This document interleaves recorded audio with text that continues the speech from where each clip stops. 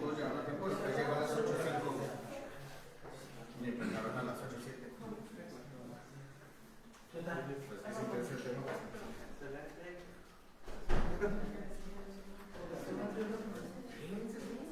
Lo reclaman sus países y se pasaron a la agencia privada, pues allá no estamos. No, pues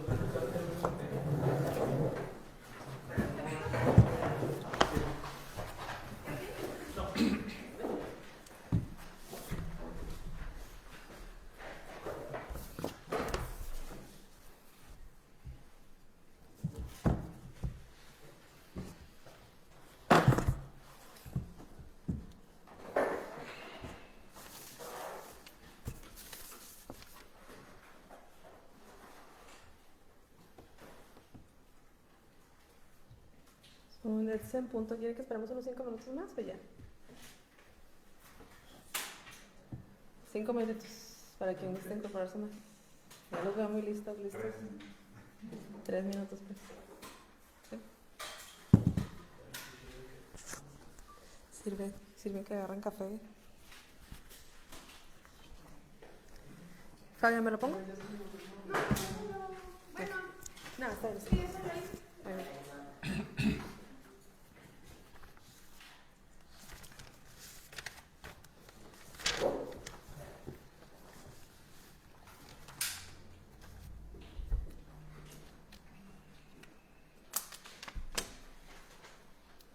Hacerle para acá, para que no vaya a el micrófono.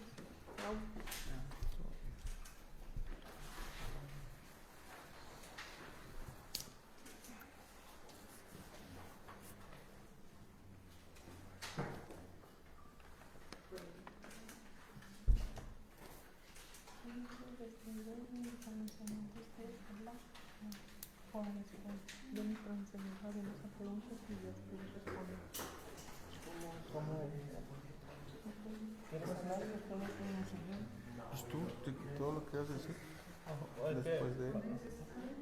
Vamos a Sí,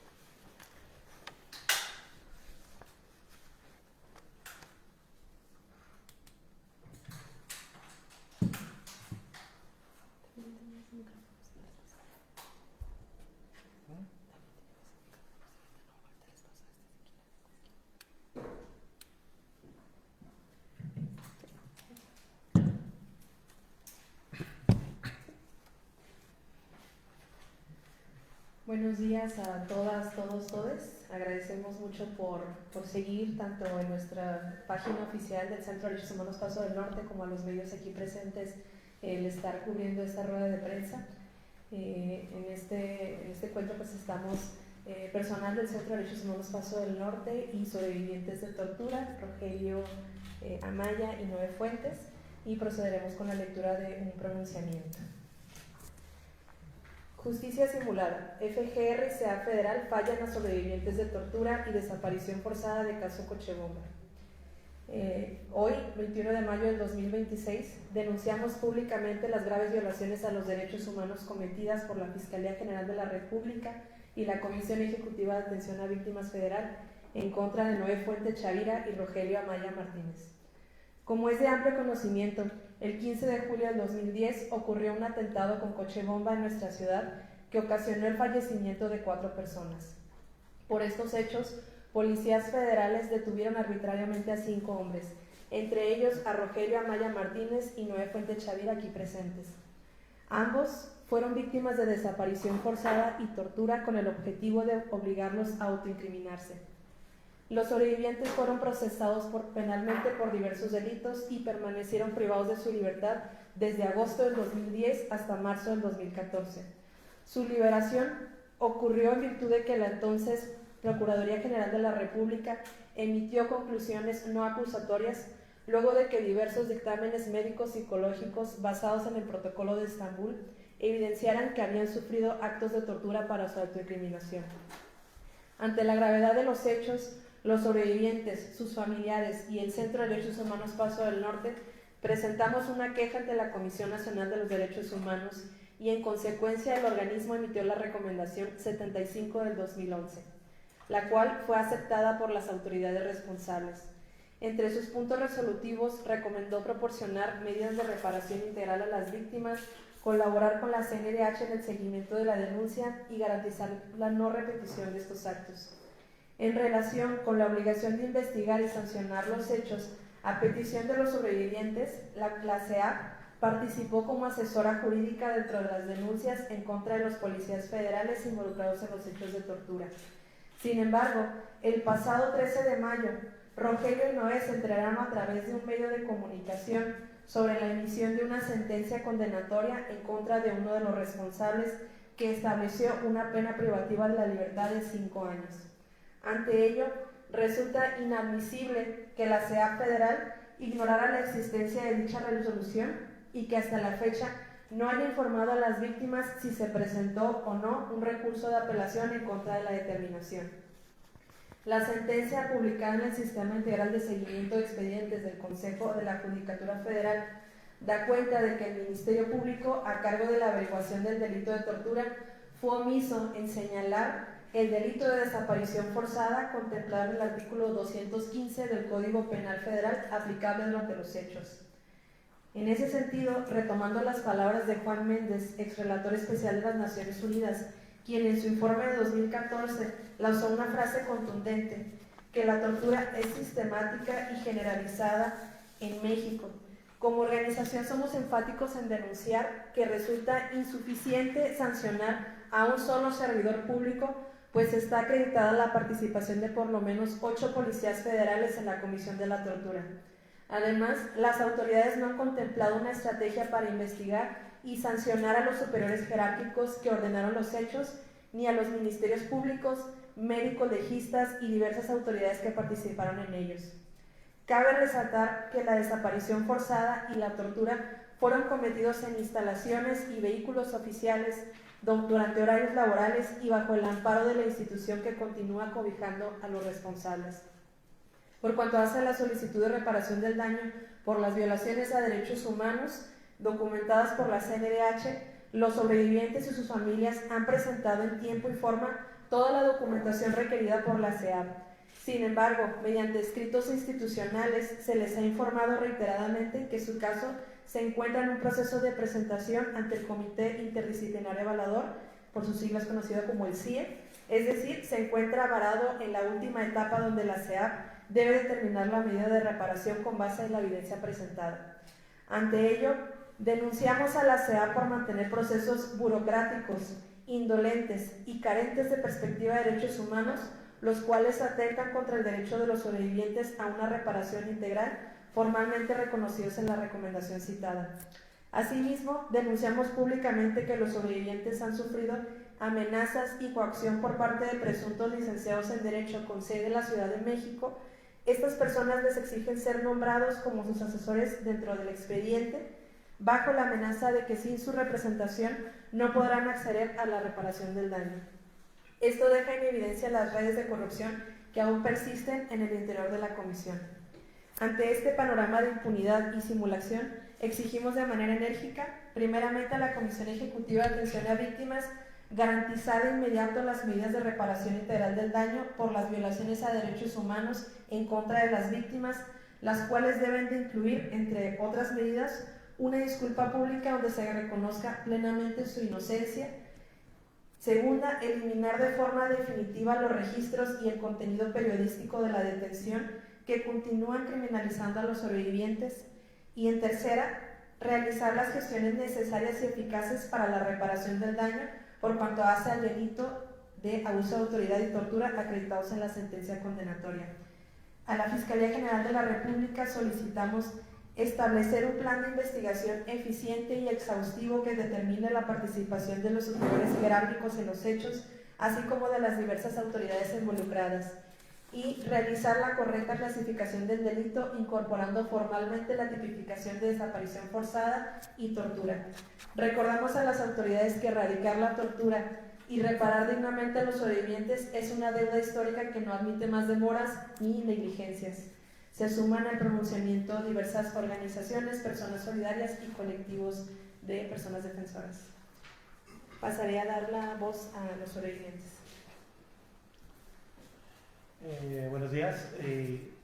Antes que todo quisiera agradecer a los medios por el acercamiento hacia el comunicado y dejar claro que no estamos conformes hacia la sentencia que determinó este juez. Es un poco triste que un juez determine casi al mismo tiempo que nosotros estuvimos injustamente, pero ya ahí se vendrá otra lucha. Entonces le paso la palabra también aquí a mi compañero. Buenos días, muchas gracias por su tiempo. Estamos aquí para empezar, como dice Rogelio, una nueva lucha porque pues no estamos de acuerdo con esa sentencia. Gracias. Procederemos a dar la palabra a los medios para realizar preguntas. ¿Sí? Francisco Carmona, Televisa Univisión. Rogelio y Noel, ¿qué fue lo que pasó con ustedes? ¿Fueron detenidos? ¿Estuvieron tanto tiempo? ¿Por qué los acusaron de este asunto del coche bomba de aquí de Ciudad Juárez?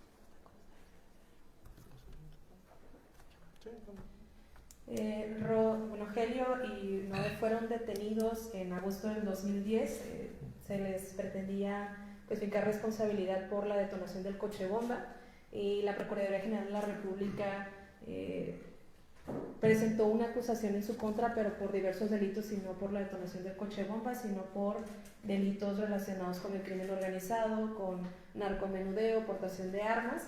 Es decir, nunca fueron procesados penalmente por el atentado del coche bomba. Y ellos fueron falsamente acusados y torturados para autoincriminarse de la detonación del coche bomba. Rogelio, ¿cómo fue pasar por esa etapa de tortura, de todo esto? ¿Tu familia qué pasó? O sea, ¿te apoyaron, no te apoyaron? ¿Qué pasó con tu trabajo? En fin, toda esta vida que te quitaron durante 4 años, 5 años. Fueron alrededor de 4 años.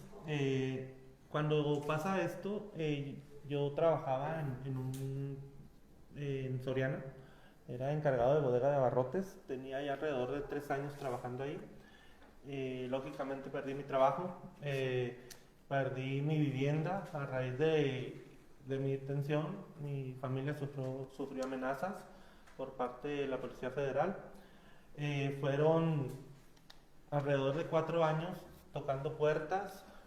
Paso del Norte nos escucha a mi familia y a raíz de eso empieza la defensa jurídica. Entre eso venía exigir el protocolo de Estambul, meter las pruebas correspondientes. Fueron 3 meses antes de eso en el arraigo, en la Ciudad de México. Nos mandan a Tepic Nayarit a pasar ahí el resto del tiempo, alrededor de 3 años. El de estar tan lejos de la familia fue difícil, más porque el proceso se hizo largo a raíz de que el caso se fue a Guadalajara, o sea, un juzgado de Guadalajara. Entonces fue ese sistema que antes hacían. Los mandamos a un penal, el caso lo mandamos a otro estado, pero ellos fueron detenidos en otro estado. Entonces el mismo gobierno se encargaba y el Poder Judicial se encargaba de hacer tardíos estos procesos. Noé, ¿cómo te fue la vida en estos 4 años? ¿Con tu Pues, familia, con tu trabajo? ¿Qué pasó? Fue difícil porque pues pierdes trabajo, parte de familia, pero pues el apoyo de la familia siempre estuvo de los más cercanos, de los que no viven aquí en la ciudad, pero pues también gracias a Paso del Norte pues salimos adelante. ¿Fueron absueltos ustedes?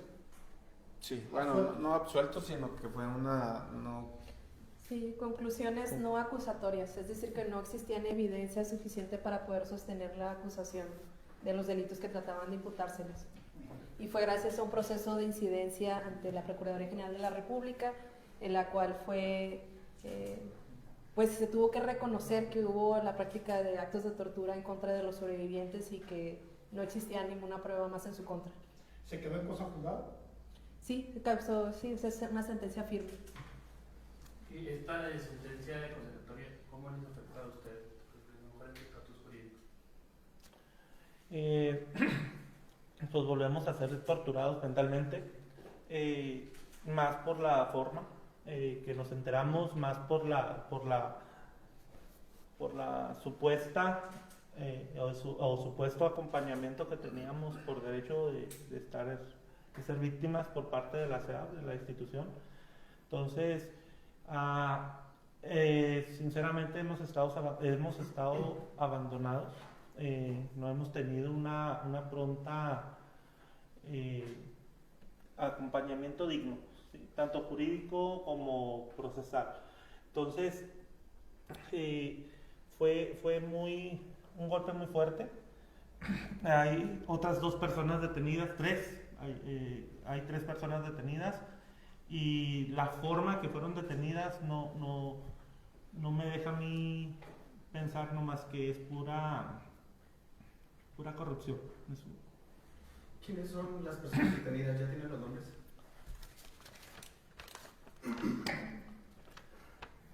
Una persona detenida lo detuvieron en Tamaulipas, con otros 12 personas, otros 12 policías federales, por secuestro y extorsión a un empresario. Esta persona se llama Federico López Pérez, fue una de las personas que está detenida. La otra persona tenía un puesto era de seguridad pública, era el director de seguridad pública en Huacapan, Michoacán. Esta persona se llama Luis Alberto González Gutiérrez. Estamos hablando de que la orden de aprehensión para estos elementos fue desde el 2021 y a esta persona la agarran apenas el año pasado. Ahí es cuando yo digo que hay corrupción, el cómo, si está una orden de aprehensión desde el 2021, esta persona tiene un cargo de servidor público por parte del estado de Michoacán. Entonces, hay otra tercera persona detenida que se llama Víctor Aquileo Lozano Vera, faltando de detener a 2 personas más, Manuel Granero Rojeiro y Manuel Calleja María. Rogelio, Noé, ¿qué es lo que recuerdan de su detención? ¿Cómo se esta detención? ¿Los detienen juntos? ¿Los detienen en sus viviendas? ¿Qué es lo que recuerdan? ¿Qué pasó con esta detención? A nosotros nos detienen juntos.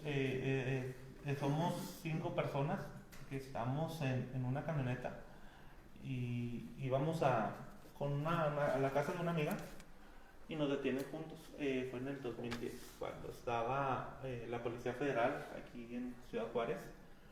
Entonces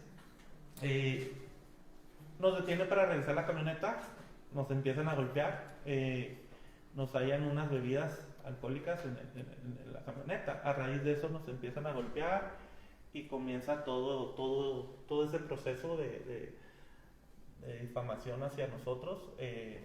Nos llevan a torturar a un cuartel. En ese tiempo estaba por el Ribereño.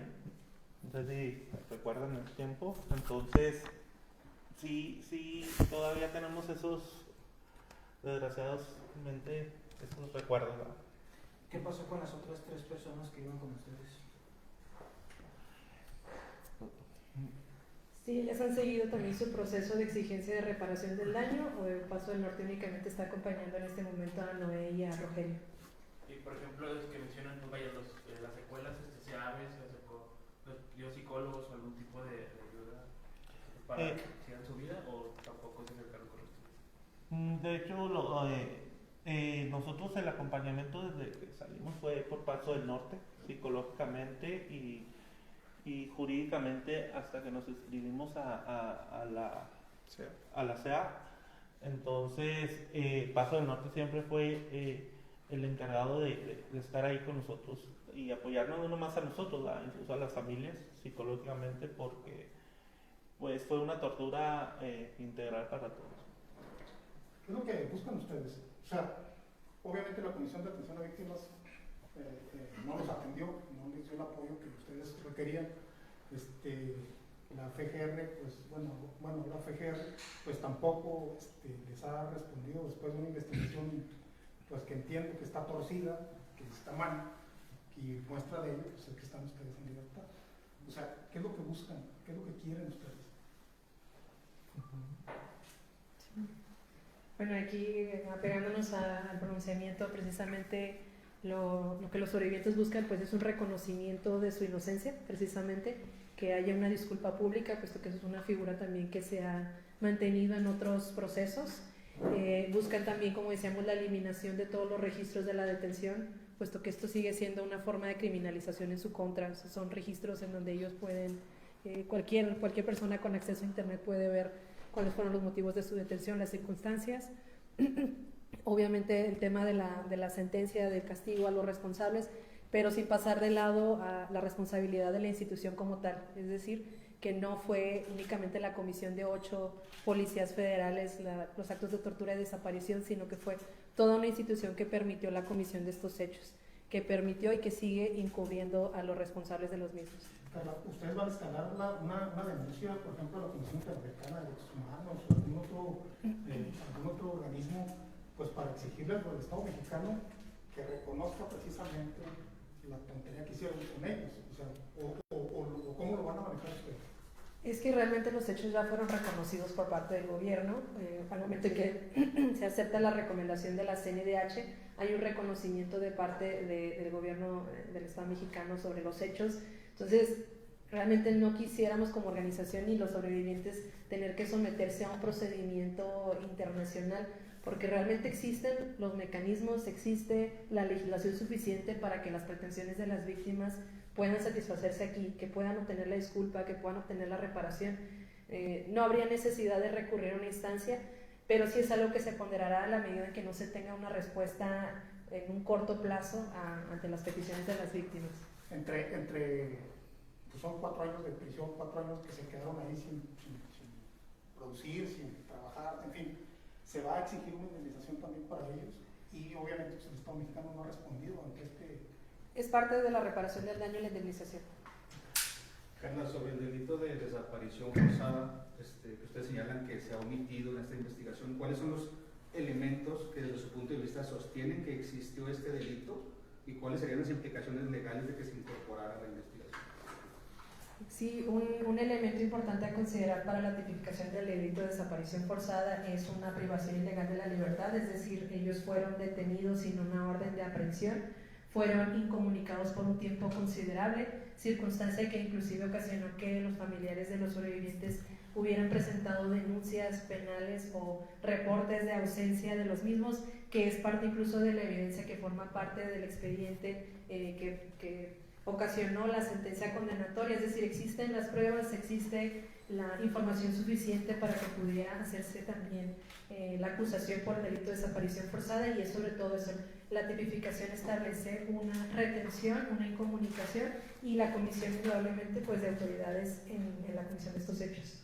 Hasta el momento las personas investigadas son únicamente policías, es decir, la investigación ha alcanzado a médicos legistas, a mandos o algo por el estilo. Hasta la información que a ellos se les ha proporcionado únicamente se ha limitado a los policías federales, no a ningún otro tipo de autoridad. Y eso era precisamente lo relevante, ¿no? Es decir, hubo médicos legistas que no documentaron lesiones graves que tenían en su persona los sobrevivientes, hubo ministerios públicos que más allá de estar presentes en los hechos también participaron en los mismos. Por eso es la importancia, y también es que resaltábamos, la tortura sigue siendo una práctica sistemática porque las autoridades en todas pues las cadenas de mando están permitiendo la comisión de estos hechos, y el caso mismo aquí presente pues es ejemplo de ello. ¿El marco normativo que estaba en ese momento daba para desaparición forzada, para imputar desaparición forzada? Sí, en el Código Penal Federal vigente durante los hechos, en el 2010, continuaba la figura de la desaparición forzada dentro del Código Penal. Posteriormente se emite una ley general que la tipifica de otra manera, incluyendo agravantes, un poco más amplio término, pero sí en ese entonces se contemplaba esa figura. ¿Cuándo salieron a libertad ustedes? Y también cuántos, si me puede precisar, cuántos policías federales están detenidos por este caso. Nosotros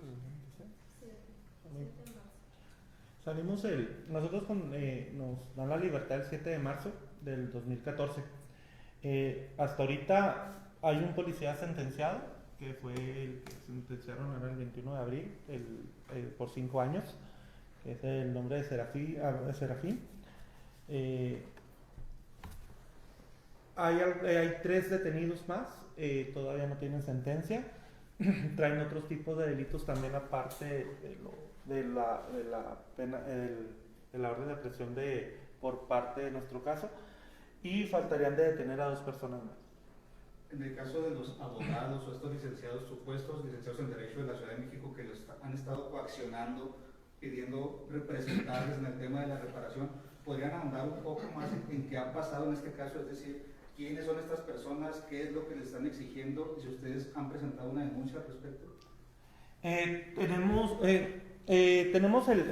Incluso tenemos contratos que nos hicieron llegar para poder tener, para que ellos pudieran hacerse cargo.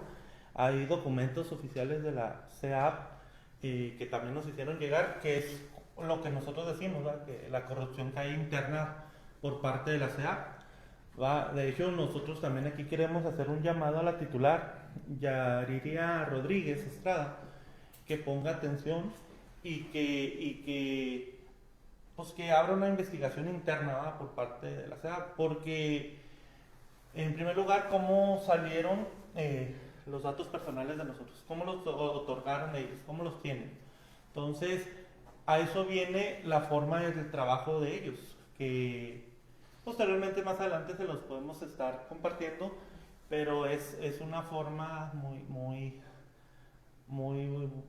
descarada, a decirlo. Rogelio, así como filtraron sus identidades a estos abogados que los están presionando, ¿hay temor de que sus nombres sean filtrados y sus datos personales a autoridades que continúan trabajando en ahora la Policía Federal, la Guardia Nacional, lo que antes era la Policía Federal? Claro que hay temor. Desde que empezamos la lucha para otorgarlo y demostrar la verdad y la justicia que queremos nosotros, hay temor. Cuando nosotros nos enteramos que estos licenciados tenían datos personales de nosotros, sí pensamos en si ellos los tienen, los pueden tener también otras personas, ¿no? Entonces sí tenemos temor, pero vamos a trabajar en protección junto con Paso del Norte. Nos están brindando ellos todo el apoyo para pedir también y que quede ahí anotado la preocupación, no nomás de nosotros, de las familias. Rogelio, han pasado ya 15 años, poco más de 15 años de estos hechos. ¿Cuáles son las secuelas físicas que han dejado, físicas, psicológicas, económicas, que han dejado estos hechos en su vida? Es decir, 15 años después, ¿cómo siguen estos hechos afectando su vida? Pues te afecta mucho, de hecho hasta cambio de residencia. Yo he estado en otros estados atendiéndome psicológicamente y psiquiátricamente, pero te quedan secuelas de la tortura, pero pues sí, aquí estamos en la lucha. 9 a 16 años de su detención, desde que fueron torturados, ¿qué ha cambiado en los cuerpos policíacos? ¿Continúan estas actuaciones? La experiencia que ustedes les ha dejado, ¿han visto que siguen actuando igual para tratar de encontrar o hacer responsables de delitos de alto impacto a cualquier persona que detienen?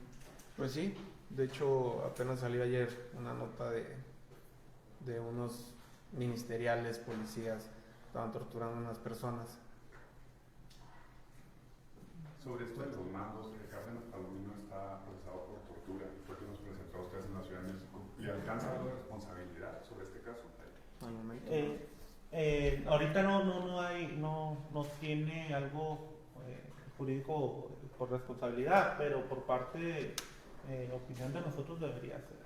Él fue el que nos presentó en la Ciudad de México. Entonces, y los mismos elementos decían que eran órdenes de sus mandos. Entonces, sí, yo, en lo personal, tiene que ser también juzgado a raíz de esto. El video ese que te refieres de Chiapas, de la policía ministerial de Chiapas, ustedes pasaron por lo mismo. O sea, fue muy similar un caso como ese que se mostró en ese video con bolsas de plástico, no sé. Yo no quiero minimizar ningún caso. Lo que pasó en el video de Chiapas es un poco lo que en verdad me atrevo a decir que pasó esa persona en el video, porque nosotros lo vivimos. Fueron 3 días de tortura. Hay un caso de violación, entonces no hay una explicación, no tenemos una explicación para decirle con los monstruos que estuvimos ahí.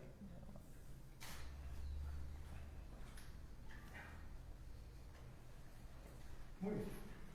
Perdón, Carla, con esta sentencia de apenas 5 años, desde su punto de vista, ¿cuál es el mensaje que están enviando las autoridades, no solo para este caso, sino en general para los casos de la tortura en la ciudad y en el estado de Chihuahua? Pues indudablemente que la dignidad humana no importa. O sea, indudablemente hay que tomar en cuenta también que fue juzgado en una etapa donde la ley establecía penas muy bajas para este tipo de delitos, pero realmente es un caso que se sale de lo común. O sea, no hay muchas sentencias, si uno hace un proceso de investigación, no hay muchas sentencias, no hay muchas vinculaciones ni causas penales en contra de servidores públicos por actos de tortura. Es un delito que es muy poco penado, muy poco sancionado, y no nos queda duda de que es algo que las instituciones siguen cometiendo y que no hay interés por sancionar, y que estas sanciones pues son una simulación, es una simulación por una presión que los sobrevivientes han hecho. Entonces, y también ellos nos han dicho, o sea, no es suficiente, no es suficiente con saber que han sido sentenciados, porque no hay nada que vaya a repararles el daño que se les ocasionó. Pero en términos de interpretación, el Estado mexicano sigue fallando al deber de investigar y sancionar actos de tortura y otras violaciones graves a derechos humanos. Fue hasta el 2021, ustedes que va a cumplir la sentencia dentro de un año, menos de un año. En agosto, al parecer, es cuando se podría haber ya tenido compurgada su sentencia, su pena. ¿Y qué análisis tienes, Carla, de este juzgador a partir de la sentencia? Sí, hay información muy precisa de este juzgador en específico en relación al crematorio Plenitud, que ha favorecido pues a sectores, sobre todo económicos, y no nos queda duda que también pudiera haber un tema de favorecimiento a las instituciones públicas. Entonces es el mismo juez. Es el mismo juez.